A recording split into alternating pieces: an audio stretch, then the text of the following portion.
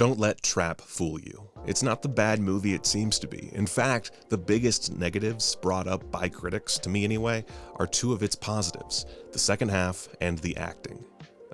Spoilers, by the way. That's just an absolute fact.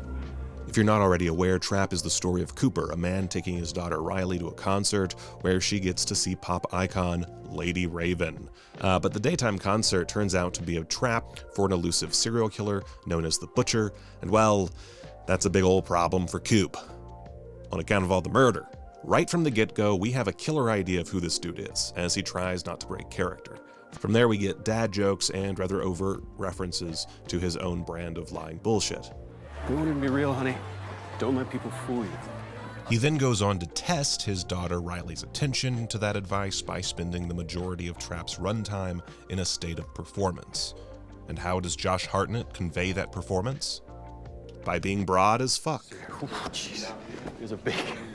So many of you. Sorry. To me, this is the most misunderstood aspect of the film. Shyamalan here has used his oft-criticized acting choices to his advantage to showcase characters in the grip of performance. After all, that's what Cooper is doing the entire time. And hey, this is backed up by Shyamalan, who said in an interview, "It's almost like his entire life philosophy is being threatened because he believes in compartmentalization. But on this day, he can't. And so, the butcher has to be the dad, and the dad has to be the butcher. How can he manage this suddenly?"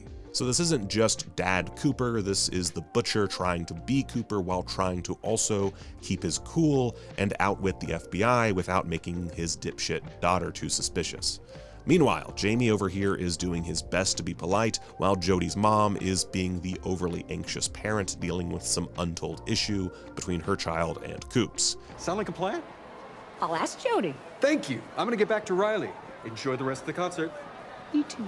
Pretty much everyone except Riley has to put on a performance at some point in order to reach their goal. And no, we're not counting this. All my life I've been steady, I do what's right, I don't go, Dad. You can tell right from the get-go that we're also dealing with full-on comedy M. Night. Something that previously gave us the absolute banger of a cultural phenomenon, The Happening. Here, this stiff, oddball style comes in a more balanced package, with characters often going broader the closer the camera gets to their face, with Cooper being the most elastic of these. It's of interest that Coop's wife, a theater teacher, is making a show of things herself. Watch her during her initial conversation with Lady Raven, and you can feel Allison Pill practically bouncing around the room. Well, let's not stay out here. Come in, if you can. Have a bite. She's just as fake, albeit for a better reason, that she knows her hubby is a serial killer, has recently figured it out, in fact, and is in a similar position to Lady Raven. Neither can say anything or else risk their lives and the lives of those around them. Even this SWAT leader, who comes off as overly saccharine considering what his job is performing in order to rally the troops, as it were. He was awarded the most liked teacher at his school where he works. These are the people who should win.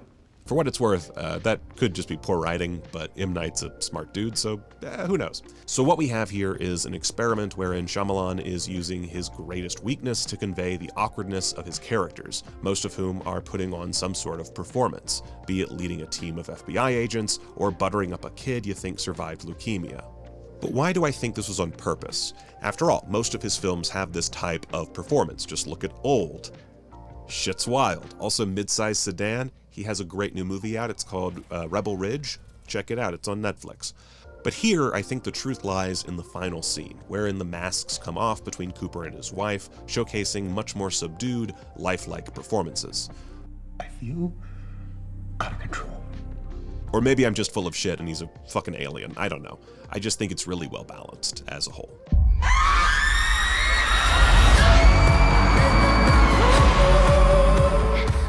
Also, big props to the marketing. The trailers for this thing only really show the first half in any detail, and while you could guess there'd be moments outside of the stadium, certainly the majority would take place there. But no, the Trap's final 45 minutes take place outside the stadium and essentially form a totally new plot. Which, yes, means it technically does spend the majority of time in the stadium, but somehow less than you would expect. This ain't Snake Eyes. How did you do that? The aforementioned balance, maintained by Trapp in large part, is thanks to the Looney Tunes' first hour, wherein our serial killer protagonist deals with pretending to give a shit about his daughter's pop star idol. It's at the tail end of this plot that we find our midpoint, where Cooper finally figures out a way to escape, but has to give himself up to do so. It's nothing, we just have some extra security tonight. It's a pain in the butt, but we've all got to do it. Only Lady Raven and her very close group are excluded. Now, in a second viewing, the lead up to the midpoint is basically a Coyote and Roadrunner cartoon of pop thriller bullshit in service of just grinding the gears of one deranged and super frustrated murderer. That midpoint, by the way, is the moment here wherein Cooper reveals his true self to Lady Raven, who then metaphorically pushes aside Riley and becomes our dude's main antagonist, which she sorta has been all along, since the concert was partially set up specifically to capture him, although it was already going to happen, it was going to happen already prior to, it doesn't matter. It's a great sort of level up moment, like in a cop movie where it turns out the chief of police is in on the villain's plot or whatever. It escalates the tension while keeping Cooper in the driver's seat. It also bypasses the more trite idea of Coop versus some old FBI agent and pits him against his daughter's actual hero. It's a threat you wouldn't expect, and neither does Cooper, but it works completely within the context of the film. Add to that, Riley's goal here is to enjoy the concert, which she does to the extreme, but only thanks to what will soon be an incredibly scarring experience. So then, the second half. I've seen quite a few criticisms levied at pretty much everything after the midpoint, the car ride, the trip to Cooper's house, and the unraveling of Coop's plan, and repeated attempts at eluding justice. It seems like most critics really wanted to continue the stadium shenanigans from the marketing in lieu of anything unexpected. And look, I had my theories on what could have happened from the trailers. I thought he was a werewolf. True story. What an idiot! But the way that this final half, and specifically the final 45 minutes, recontextualize the literal performances and therefore our own critiques up to this point, mad genius. I love it. On the negative side, there are some performance issues with Selika, specifically, though, for a first-time Nepo baby, she's quite fun to watch. She just has this kind of, I don't know, like stilted, natural approach that doesn't always jive with the thriller around her. But for a contrast to Josh Hartnett's maniacal character, she holds her own. She does a good enough job. You can tell it's early on in her acting career. Stop telling stories. Monsters aren't real. Either which way, I appreciate this bit where Lady Raven attempts a performance like the ones we've been seeing from Cooper in trying to pull a Friday the 13th Part 2 on Coop, only to fail because, wow, what a dumb idea. Who would do such a thing? It's amazing that you are angry, son. Luckily, she has the power of fans, which would have been a perfectly good place to end the film, but M. Night goes the extra mile and decides to give Alison Pill her moment to shine. Which you know what? I love Alison Pill.